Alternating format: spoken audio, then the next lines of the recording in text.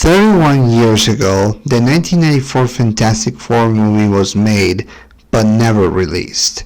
It deprived all of the actors and fans from seeing it to the big screens.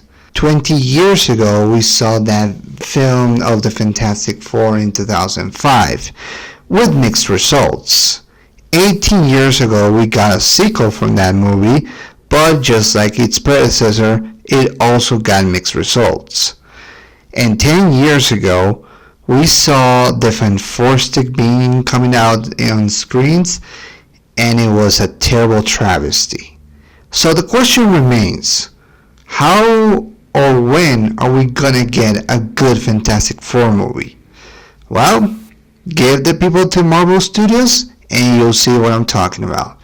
Hello, I'm Enrique, and welcome. This is my review of Fantastic Four First Steps. I know I have reviewed a lot of Fantastic Four movies lately, but I wanted to show the progression of this franchise because it had gone through a lot of ups and downs, and mostly downs for the majority of its time.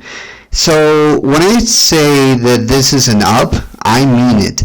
I know a lot of people want to say that this is still not a good Fantastic Four movie for their own reasons, but let me express my own so you can get a clarity of my feelings towards this first family of comics. And that is that, in my opinion, this is the best Fantastic Four movie, bar none. And I know a lot of you are probably going to disagree or have nostalgia for the 2005 version, and that's understandable. But as I'm going to go on with my review and talk about what is going on in this, I think it's important to tell that this is just my feelings. It doesn't have to be yours. You are allowed to think or like whatever you want. There is nothing wrong to have an opinion. We have it for a reason. And because of that, I'm going to express it the best way I can. Maybe I'll convince you to see this movie, maybe not. But like I said, this is just what I feel about this movie and what I think the MCU got right for the majority of time. So with that being said, let's talk about Fantastic Four First Steps. But before we do that, let's go ahead and talk about a little bit of the background. So as we all remembered, Fox bought the rights to the Fantastic Four a long time ago when they wanted to make movies with them. However, after the 2015 fiasco, we were not sure about the future of this first family of comics. So we were all lingering and thinking, what is going to happen? Well, something incredible just came in between 2017 and 18, and that is the news that Disney bought the rights of 20th Century Fox. Yes, they actually bought the competition. Something similar that we saw years ago in wrestling, but in this case, this is a whole new level. This is meaning that Alien, Predator, all these other franchises that Fox had are now owned by Disney. Hell, they even changed the logos a few years later in their channels, in their TV channels. Instead of Fox, is now called Star. So yeah, it goes to show you that things were about to change.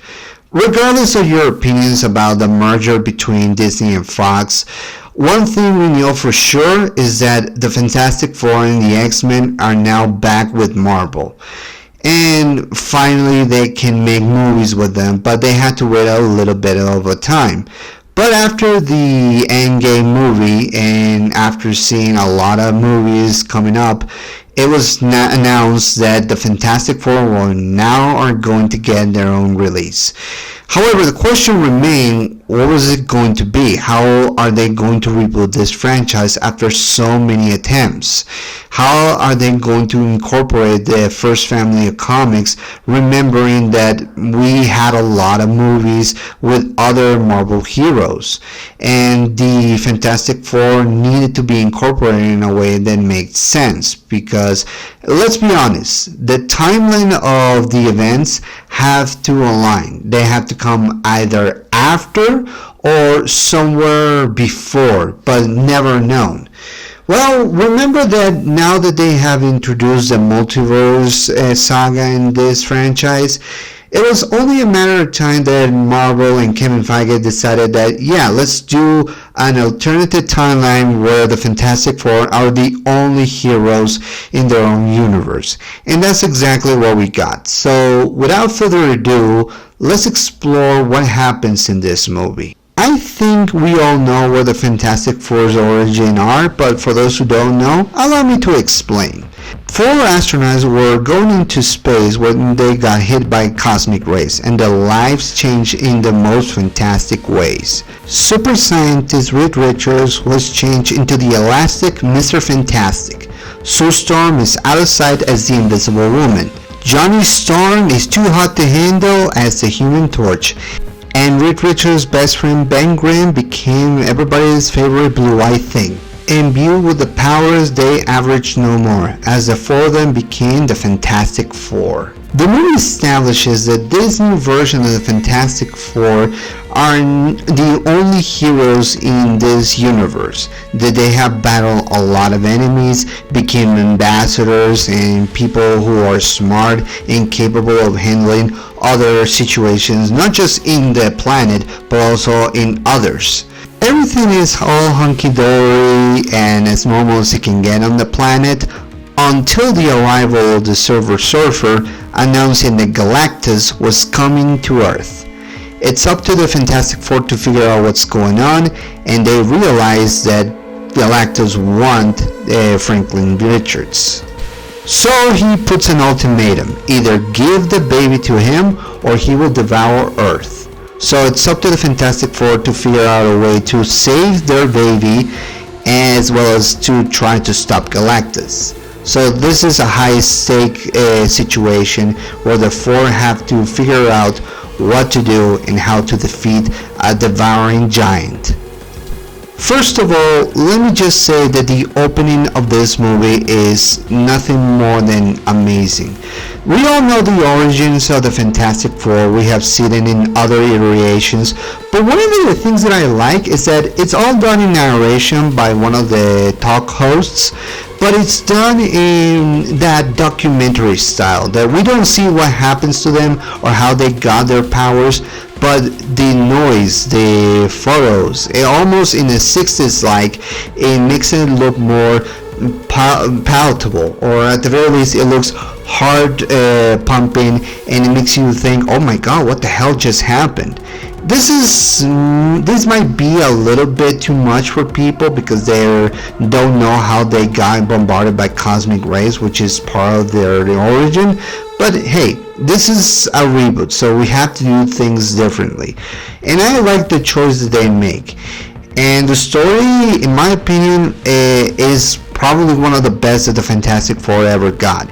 Because this is not just figuring out a way to become normal. They already accepted each other as superpowered people, and they are at the very least trying to use their powers to help others. So that's something that I like. But what is different is that this plot is actually about how they're going to save the world and save their baby. How Reed and Susan have to figure out how to save Franklin from Galactus. And this is something that it makes it more personal and in line with the Jack Kirby's and Stan Lee's writing. So I appreciate it for that. I know a lot of people are going to say that this is just a repeat of Rise of the Silver Surfer, the sequel of the 2005 Fantastic Four, and I get that. But there are some differences, and I'm going to get to those in a moment. But needless to say that this is actually much better than the other one, than the sequel that they made in 2007, because it wasn't just so much about saving a planet just because. It was making difficult choices in order to save a lot of lives, especially from a power-hungry giant who consumes everything in order to survive.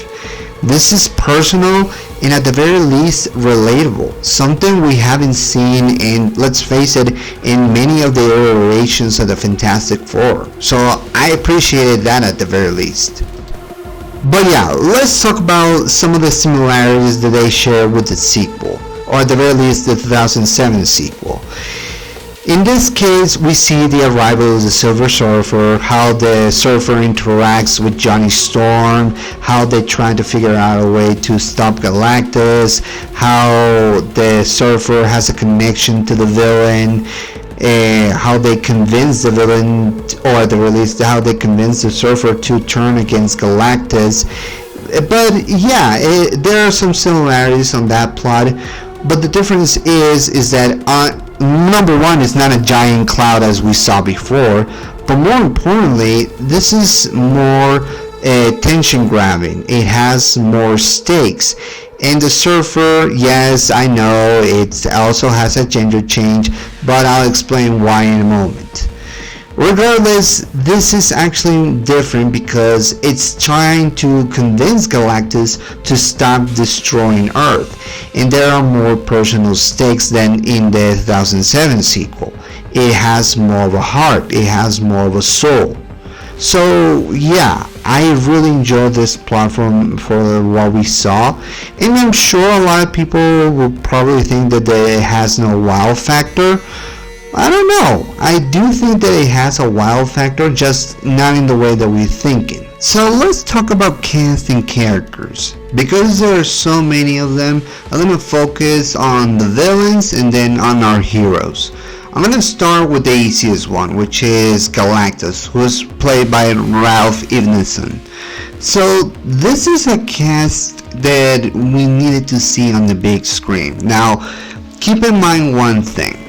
Galactus is not what you thought in the sequel. He's not a puppet smoke. He's an actual giant with an actual ship. In the comics, Galactus is portrayed as this big monster, not a villain. Galactus is a villain, yes, but not in the way you think. He is the antagonist of the Fantastic Four and hell, all the Marvel Universe, because he's like a force of nature. He consumes planets in order to survive. That is his existence. And in this movie, they make the point that Galactus is tired of consuming planets. Like, he has to do it in order to survive. But he feels like that is a cursed crown. And he believes that the kid Franklin Richards is the key for him to not only stop being Galactus, but to pass that curse into that child. This, in my opinion, is actually more compelling, because I always like Galactus as this kind of creature who consumes everything in order to survive, and then he has to move on. But we forget that he also has a level of sincerity and humanity in him. Yes, he can be bad, yes, he can be destructible, but just like us, he needs to consume everything. He needs to consume and survive. If not, how is he going to live? And while Galactus doesn't feel like he wants to do it, he feels like it's his duty, like he has no choice on the matter.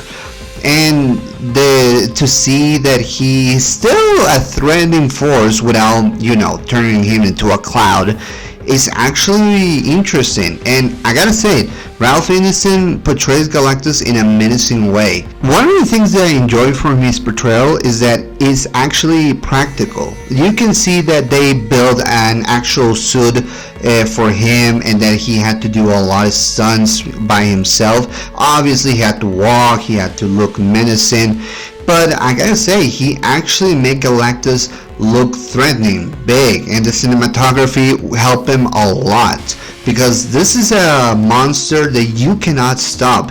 Hell, you cannot even bargain with, because he will not take no for an answer, and he will go through anybody, even an entire planet, to get what he wants. And that is supposed to be Galactus, not a puff of smoke, not a cloud.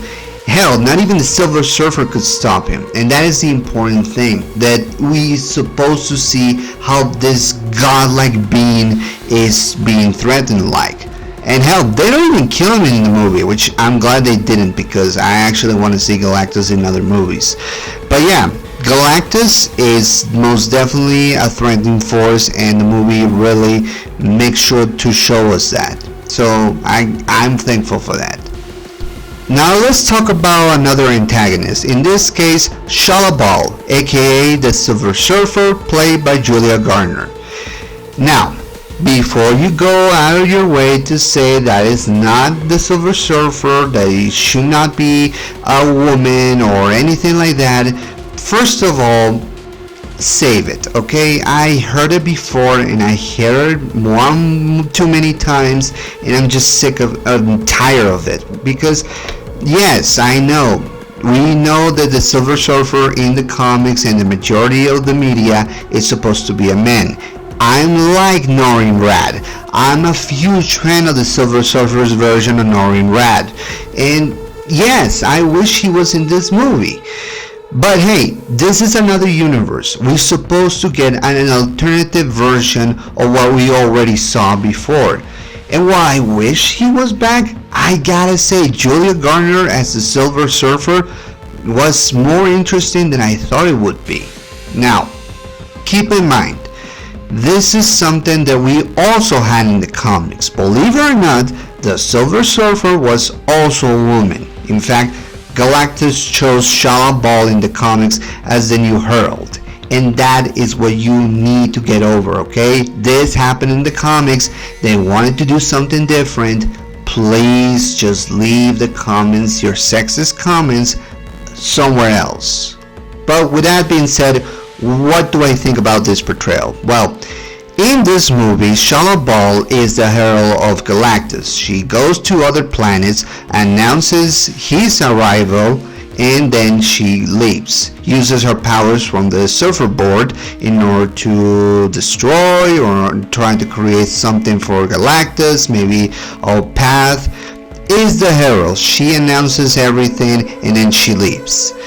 So in this movie, we learned that the motivations for Shalabal are the same as Norrin Radd, that she wants to spare her planet from Galactus and thus becomes the herald of Galactus in order to save her planet as well as her daughter, and trying to deviate Galactus's conquest of other planets, other places, and that is the key role. Now, obviously, Julia Garner did an amazing job. I gotta say, Julia Garner is starting to become one of the most utilized actresses of all time.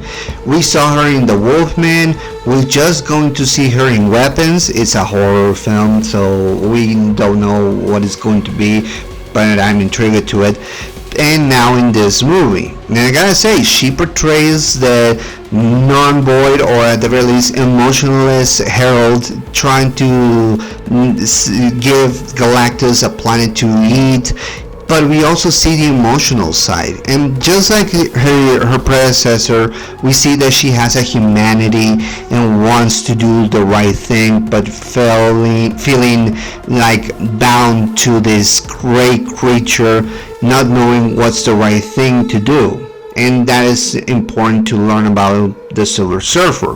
Whether it's Norrin Radd, whether it's Shalabal, or someone else, the Silver Surfer, despite everything the Galactus did to that person, is always going to be a noble being. And Shalabal is no exception. In the end, she does the right thing. And what I wish we had more scenes of the Fantastic Four fighting the Silver Surfer. It's still incredible to see a version of it trying to be more menacing, because I think that's the key role, menacing, and that is to a T this version of the Silver Surfer. Before I get to the main characters, let me tell you about Paul Hauser as Harvey Elder, aka the Mole Man. I never expected into a million years to enjoy this character, and for the first time we finally see the Mole Man on the big screen, and by God, it felt too overdue. In my opinion, seeing the Mole Man in all his glory was amazing. But one of the things that I like about Paul's performance as the Mole Man is that it was hilarious. He was over the top, goofy, but at the very least, he had a humanity as well. It's good to see that the Fantastic Four know Harvey Elder and trying to seek his help, because he becomes important to the plot later, to spare the people on the planet the destruction that Galactus could cause. He has his own subterranean world. He has his other plans. We see Giganto, his big monster. We see him being portrayed as kind of a skinny guy. No, well, not a skinny guy, like a scheming guy, like a guy who plans everything or tries to make deals. You know, like one of those guys who sells things in the black market. That's kind of a portrayal that I see on this moment. But I really enjoy it, and I also enjoy his goggles. He looks ridiculous, but that is a moment for me, and it's good to know that he has his own empire in the subterraneans. But yeah, he has his own empire, and I really enjoy that. Now let's finally talk about the main characters, the 4 members of this incredible group. Let's talk about the Fantastic Four. I'm gonna start with the obvious one. Evan Moss Baccarat as Ben Grimm, aka The Thing. Now, this is, believe it or not the first time that Evan portrayed a Marvel character in this universe. If you've seen the Netflix shows, or hell, the Disney Plus shows, we see that he played the character Microchip. He was one of the few friends that Frank Castle, aka the Punisher, had in the first season of that show. He was smart, cocky, but also funny as hell. And after the show's cancellation, I thought, well, when are we ever going to see Evan be in the Marvel Cinematic Universe? And we got our answer in this film. This is a different version of the ones that we saw before, because you know the drill. The Ben Grimm becomes the Thing and wants desperately to become human again, and that's always been the plot. But one of the things that they portray in this movie is that despite his condition, to say the least, he's still a nice guy. He's still a brute force, but he's still kind and gentle. He visits the street that he grew up with, which is Yankee Street. No, Jenny Street, if I'm not mistaken. It's so hard to pronounce. But yeah, it's good to see that. It's good to see interactions with other people. And despite his problems or his issues about his condition and how he's still a rock monster, he still does everything in his power to be a nice guy. And that is the thing, in my opinion. He's gentle, he's still good, but he's willing to go into a fight, whatever the situation requires it. That to me is the thing. We also see a little bit of a romance with a woman called Rachel Brosnahan, which is portrayed by Natasha Lyonne. Now, this is not the first time this actress has been in the MCU as well. She was also in a show called What If. I'm going to talk about that show one day. But yeah, this is definitely a love interest for Ben Grimm, which a lot of people felt like a disappointment, because if you know the history of the Fantastic Four, you know that the love interest for Ben Grimm, aka The Thing, is none other than Alicia. Alicia is a blind woman who, just like Rachel in this film, is red hair. And she has a father called the Puppet Master, which is one of the villains from the Fantastic Four. Many people believe that we should have seen Alicia being portrayed by Natasha, that maybe she was someone important, but she was in a love interest role instead of something big. And I understand that. I understand those feelings more than anybody, but I don't know.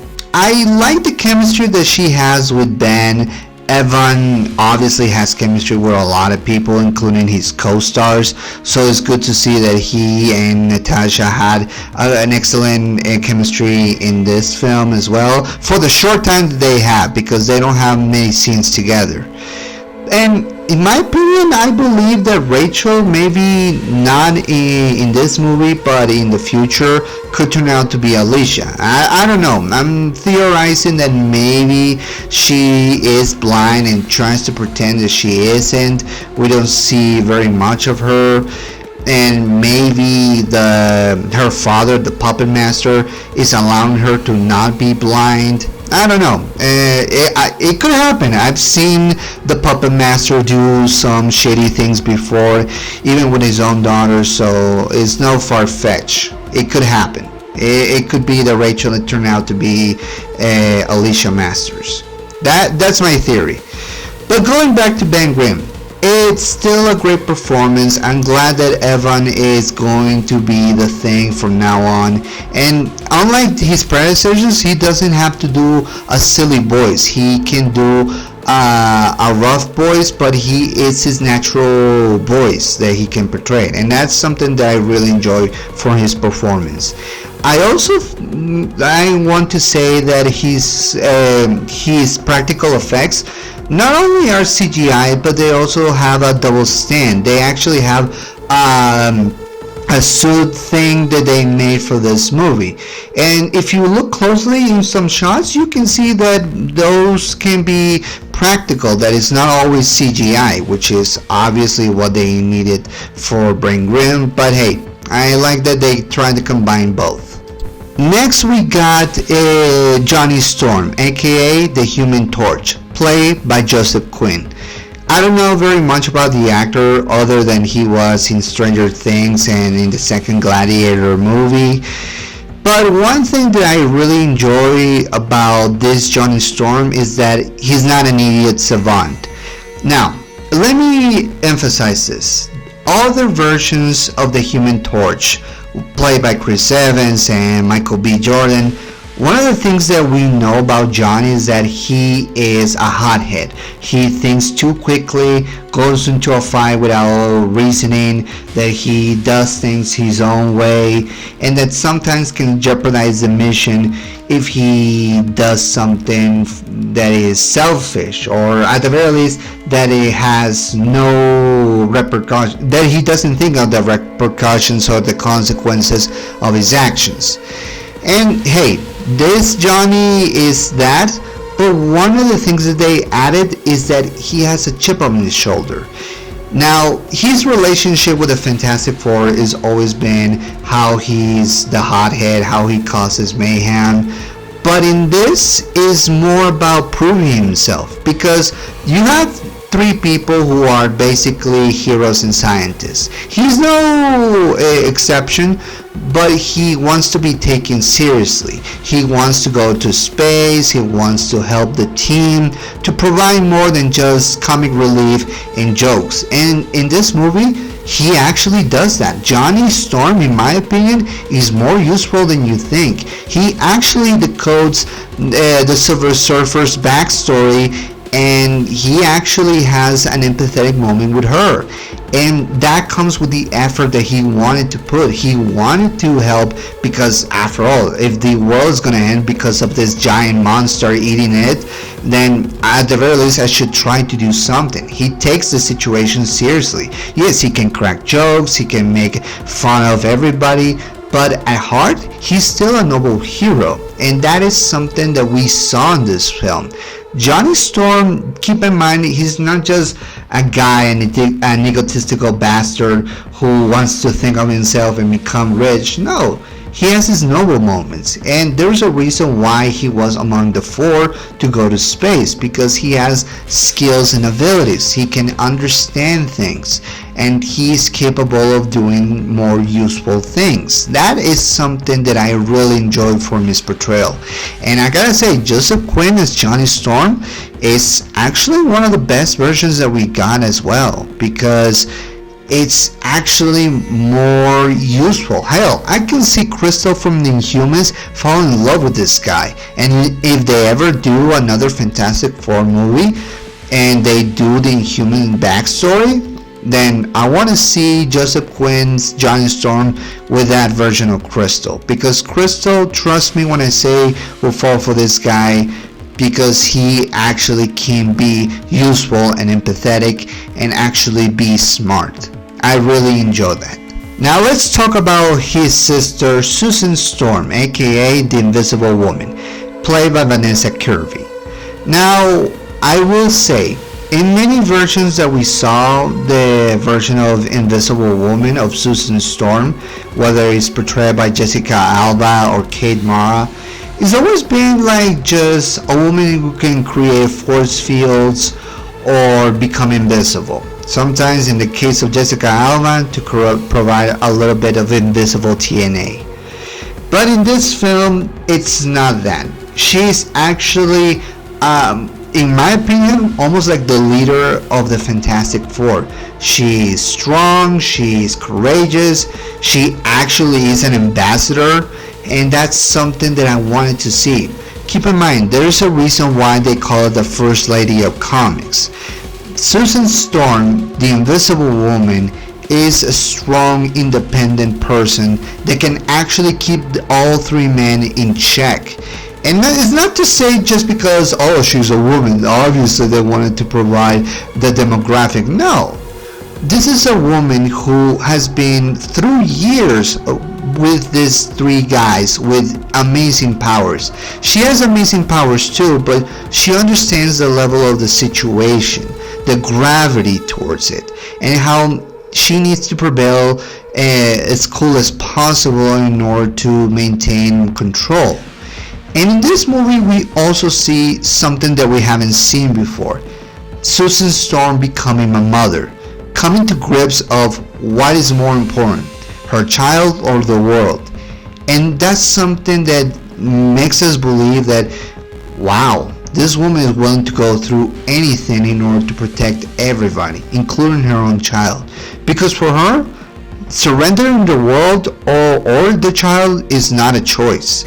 There is always a third option. There has to be another way. And I'm sure for many it's not realistic, but in my opinion that's the representation of Fantastic Four. I'm gonna get to that in a moment, but needless to say, Vanessa Kirby really nailed it as Susan Storm. In my opinion, I cannot see anyone else portray this character. Hell, not even Emily Blunt. And that's saying something, but yeah, I gotta say, out of all the Invisible Woman that we got, this is the one that I could see leading the four into battle, or at the very least keep everybody on check. And her speech about how to save the world and not turn each other into enemies, that's something that I really enjoy. And I'm glad to see her as a mother as well. I really glad that I could see that. And now let's finalize this run-up of the characters with Pedro Pascal as Reed Richards, aka Mr. Fantastic. Now before you say anything, I want to say that if you're sick of Pedro Pascal being cast into anything, I understand, but screw you. I like Pedro Pascal. I always said it in my previous podcast how I enjoy his portrayal of the Mandalorian, how he actually is well known, how he is good in the acting department. Hell, this guy has been in Hollywood for many years in small roles, and the fact that he's getting cast in big roles, that's saying something. And in this case, he's portraying Mr. Fantastic. And this is a guy that we also see go through a character arc, pretty much just in the same vein as Susan Storm. We see how this guy becoming a father is changing everything in his life, how now seeing the choices that he has to make. When Galactus proposes to surrender the child to him in order to survive and spare the planet, this is putting Reed into a difficult situation because he wants to save the planet, but he also wants to save his child, but he doesn't know what's the right choice, what's the logical one. This is something that we need to learn about Reed Richards. This is a smart person, a super scientist. There's a reason why he's considered to be one of the smartest guys in the MCU or in the Marvel Universe. He's a guy who thinks of every scenario, comes up with every single possible solution or any crazy device that he can come up with in order to save the day or to save the planet. And that is something that we see, but we also see the vulnerable side of Reed Richards. In this movie, we see that he is scared of losing because he has to go into that state. He believes on the worst case scenario in order to think and to come up with ideas. As he says in the movie, it's the only way that he can do or provide information, or at the very least be useful in order to help people or try to stop Galactus. We see the insecurity of him becoming a father, of still being a superhero, or come up with other solutions in order to stop Galactus. That is Reed Richards, a guy who is afraid of the future but still tries everything in his power to go forward. That is, to me, that I could say this. Among him and Superman, I could sympathize with him as well. And I gotta say, Pedro Pascal did an excellent job. I know many people still believe that Ian Crawford is one of the best, and hey, I am not going to fight you on that, but I gotta say, this version of Reed Richards, I enjoy it immensely for showing me how he is allowing himself to be vulnerable. And I'm glad to see how he has to stretch, not just metaphorically but physically, in order to reach his mission, to actually accomplish his goals. And I really enjoy that. He's not as stretchy as the Ian Crawford version, but hey, at the very least, he's putting his mind to an actual usefulness, and that is something that I could see in this movie, and I could see putting into a fight with Doctor Doom one day. So I'm really glad that I saw that. Now let's talk about production design and effects. This is a world that is based on original 60s concept art from what we see in Metropolis, what will be a future in the 60s, and I gotta say, they really went out of the way to portray that. The movie is directed by Mark Schrankman, if I'm not mistaken, and this is a guy who made WandaVision and wanted to portray an almost 60s, 70s, 80s, and 90s vibe. And in this case, he succeeded with the 60s because this movie really embraces the original comics, from not only the people but also the world, the costumes. The Baxter villain is amazing, the interiors are incredible, portraying the 60s like, but almost like in present day. The equipment from the ship, from the Fantastic Car, even Herbie, it's amazing. I'm gonna get to Herbie later, but yeah, this is a great portrayal of the Fantastic Four. The effects, they have a great scope, and they shown to be very, very big. And I'm glad that I saw that because it really looks like you're there. Like this is an actual world that you want to live and to be part of. And I'm really glad that I saw that.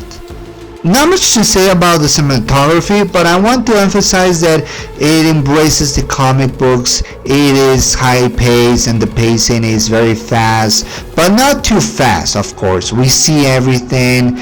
Although I would say that I would have wished they didn't cut some of the villains they fought. There was an implication of John Malkovich being Red Ghost, and I would have seen that. I would have loved to see John Malkovich in the MCU, but hey, this movie was too long, so they had to cut him out. But I hope to see him in the future. That's my hope. But yeah, we also see the scope that they give to Galactus. They really make Galactus look big. And while he's not as big as Planet, he's still big enough for the Fantastic Four to see how much of a challenge he can be. And I'm really glad that I saw that. And yeah, now let's talk about the cameos that we saw. Well, there are not too many. because this is a movie that they don't have much cameos. Like I said, John Malkovich was supposed to be there, but they cut him out. But there is a cameo that you can see if you look closely. You see, in the opening of this film, we saw 4 people saying thank you Fantastic Four. Hell, 2 of them were working in a factory. And if you don't know them, those are the original actors for the unmade Fantastic Four movie from 1994. Yes, they actually went out of their way to get those people into this film and be portrayed as people who can pass the torch to the Fantastic Four. Now, guys, I've heard the version of the 1994 Fantastic Four film, how it was corny, how it had bad effects, how it was too cheap, and I've seen many critics using that film as a joke placement, like they want to make a lot of jokes with that, and I feel bad. And honestly, the fact that we see that Marvel reached out to them, to Alex Hyde White, Rebecca Staff, Jay Underwood, and Michael Bailey Smith to be in this film, I gotta say, it's amazing. You gotta give credit to Marvel. That is something that you don't normally see, and that's something that I'm glad that they give those actors, because they were robbed from the big screen. And while they're not the Fantastic Four anymore, they still got credit in this film. So you gotta give the director and Kevin Feige and Marvel that, because that's something that really touched me. The same way that I saw Will Reeve, the son of Christopher Reeve, in this film, in the newest version of Superman. So you gotta give credit to that. Before I go into the ending and the close-up, let me tell you about a character that I really enjoy watching, and that is Hervey, who is voiced by Matthew Wood. I gotta say, for a character that is only speaking in beeps and bops, I really enjoy this character, and I wish I had a Herbie in my house as well, because he was just hilarious. So let's talk about the post-credit scene, in this case with Doctor Doom. It is revealed at the end of the film that after 4 years since the events of Galactus, the young Franklin Richards has grown up. In the movie, I should mention that he has cosmic powers. In fact, he revived Susan Stone from death, which is going to come into play later on. And we see that in the post-credit scene, after Susan is reading a book story to young Franklin Richards, that after she leaves the living room and goes back, she sees a shadowy figure with her son, and we see that is indeed Dr. Doom taking his mask off and revealing himself to young Franklin Richards. Now, yeah, this is supposed to be a connection, or at the very least a tie-in to the upcoming film Avengers Doomsday, which is going to have Dr. Doom as the main villain. Now, it is confirmed by the directors Joe and Anthony Russo that they directed that scene, and that was indeed Robert Downey Jr. as Dr. Doom. So everybody has been theorizing of what is going to do Doctor Doom in the next Avengers movie. What is his end game? What is his actual plan in terms of taking over? Well, this is taking inspiration into the 2 Secret Wars comics. The first one that came out years in the 80s, or in the 70s or 80s, if I'm not mistaken. It was the first Marvel crossover, and then in 2015 and 16, there was another Secret Wars in which Doctor Doom became a god and created his own world called Battle World, and there was his alternate versions of people, how he turned Susan and Franklin and another child from Reed and Susan into his side, basically making them believe that he was the father and husband, and basically turning his entire world into his own personal playground. And yes, this is the one that we saw infamously ripping Doctor Doom ripping off Thanos' skeleton from his body. And I gotta say, this is going to be probably the case. There were rumors that Josh Brolin was going back as Thanos, as an alternate version maybe, and then this version of Doctor Doom will rip him into a skeleton, which makes sense. I mean, Robert Downey Jr.'s Iron Man, Tony Stark, was the one who was the main rival for Thanos, and that was one of the reasons we love that film. How we see Tony confronting Thanos, confronting this big, overwhelming guy, this mad titan, and how now that the roles are probably going to be reversed in this case, that he's going to rip his skin or his skeleton from him. So yeah, I'm looking forward to that. And but going back to the post-credit scene, I am pretty sure that Doctor Doom is going to use Franklin Richards to create his own world, and maybe use other artifacts, in order to create his own battle world. So that's my theory. And then maybe he's going to... There's a rumor that maybe he will kill variants out of other worlds in order to make his own the only one. Maybe invade the TVA and trying to remake history. Tom Hiddleston is going to be back as Loki. So yeah, there is going to be a lot of things going around. But hey, that's just a theory, and we just have to wait until the movie comes out. But now, let me give you my final thoughts. So, a lot of people, and I'm pretty sure it's most of you, probably believe that Fantastic Four is too late, that the MCU is not as big as it used to be, that at the time of this recording, the Fantastic Four is not getting the best reviews from many, that it's not a box office win for Marvel, that they're being beaten by Superman, and I understand that, and honestly, we need competition in order to make things interesting. And yes, I know that it's too late for many, and that maybe this is not their time anymore, but here's the thing, I don't care. I really enjoy this film. I can enjoy Superman and Fantastic Four at the same time. I'm not just a Marvel fan, and I'm not just a DC fan. I'm a huge fan of comic books. I'm a huge fan of other versions of this story. And honestly, no matter what people say, I still believe that this is the best version of the Fantastic Four that we got so far.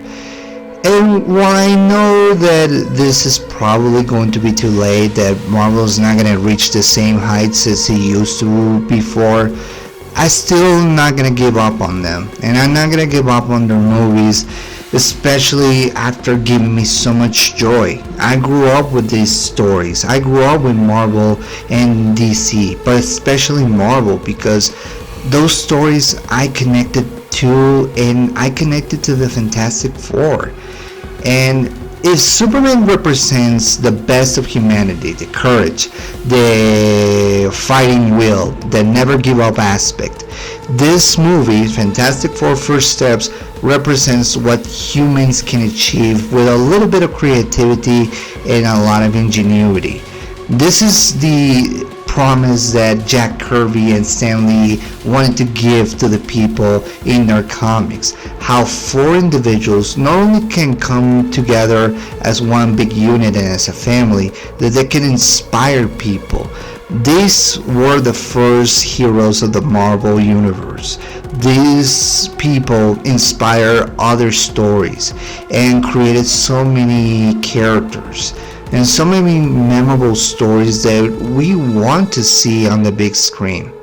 And despite what you think, whether the box office is going to say otherwise, I'm not going to give up on the Fantastic Four. Not in this version. I've seen the Fantastic Four fail miserably, and I'm not gonna let that happen. I know I don't have the power to do so, but I still want to support this family because honestly, they got it right this time. No matter what you say, whether there are no many action scenes or there has to be more, I don't care. I still believe that this is still the best version of the Fantastic Four thus far. It may be not as fantastic as we used to think or as we want it to be, but I still believe it's still good enough. And I'm going to support them no matter what. And if you want to support them, that's fine. I'm glad that you do. If you don't want to, that's okay. Maybe DC will make Marvel push into new heights. Maybe things will change. I don't know. I don't know what the future holds for these movies, at least. But I know one thing, that for me, Marvel, the Fantastic Four, the first steps, it's supposed to be that. Stepping into one thing so it can become bigger later. And hey, who knows? Maybe we get to see more stories. Maybe we see other villains we haven't seen before. I don't know what the future holds for this family of comics, but I know one thing. I'm going to support them, and I'm going to give them all my love and hope as much as I can, because that's what I believe. I'm a Marvel fan, and I'll do so until the day I die and beyond, because I'd rather support them beyond the grave. But yeah, that's my thoughts. Fantastic Four, first steps might not be fantastic or as good as Endgame, but it's still fantastic enough for me to recommend. And maybe you'll find it enjoyable too. But what do you guys think? Am I wrong? Am I right? What do you guys think about this movie? Do you feel like it needed more? Do you feel it was good enough, that this was a good reintroduction of the first family of comics? Or do you believe that it needs to have more in the story? Let me know in the comment section below. Don't also forget to subscribe to this channel, turn your notifications on so you get notified of other videos. And yeah, that's it for this week. So next week I'll see you with another film. And yeah, if you're a Marvel fan, I hope that you enjoy it as much as I can. I've been Enrique, and I'll see you next time. Peace.